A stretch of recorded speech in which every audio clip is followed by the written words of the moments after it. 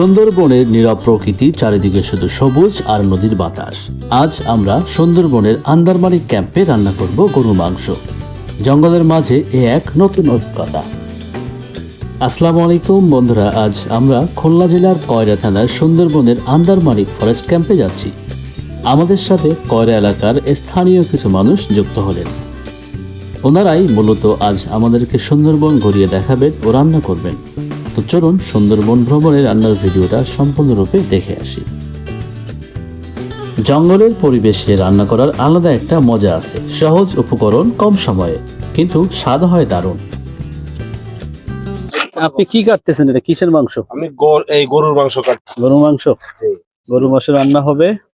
আর এখানে আমরা দেখতে পাচ্ছি এটা কি বাগদা মাছ? এটা বাগদা মাছ। এটা হোয়াইট বাগদা মাছকে কিন্তু হোয়াইট গোল্ড বলা হয়, ঠিক তো? হোয়াইট গোল্ড বলা হয় বাগদা মাছকে। এই বাগদা মাছ আমাদের সাতক্ষীরা, খুলনা, বাগেরহাট, মোংলা এই অঞ্চলের যে আঞ্চলিক ভাষা আছে, আমরা বাগদা চিংড়ি মাছ বলি। বাগদা চিংড়ি মাছ ভুনা হবে একদম।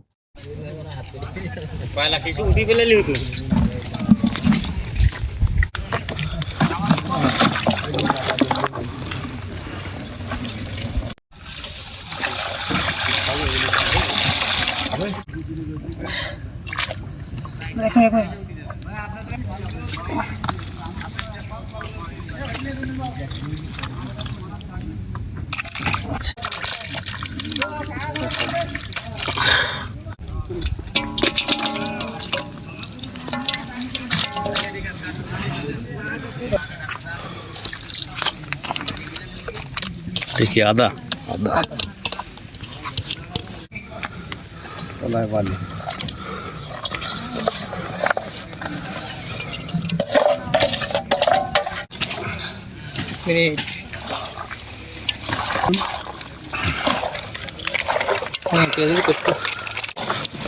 ছড়িয়ে দাও।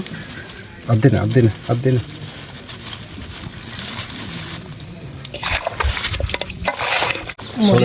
মরিচের গুঁড়া আর দে মরিচ আর দে।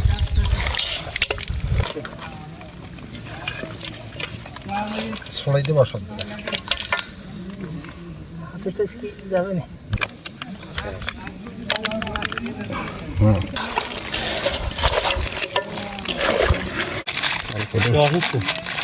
থাক থাক থাক থাক।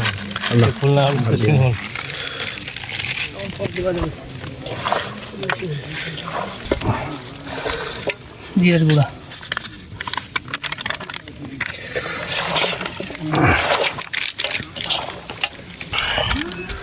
কেমন লাগে? এটা কতটুকু ছিল? সগদ বোতলটা হালকা লাগাটা করে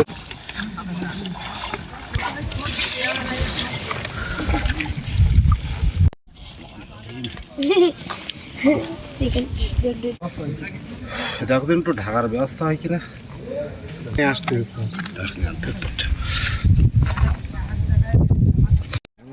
দুই নদীর মোহনায় একটু যাবো ঘুরতে। জি জি।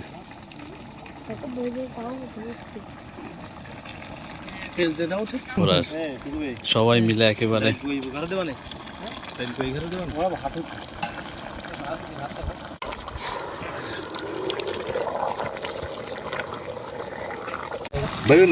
এই কিছুক্ষণের মধ্যে রান্না শেষ করব ইনশাআল্লাহ। গরু মাংস কালার দেখে তো বুঝতেছি খুব মজা হবে।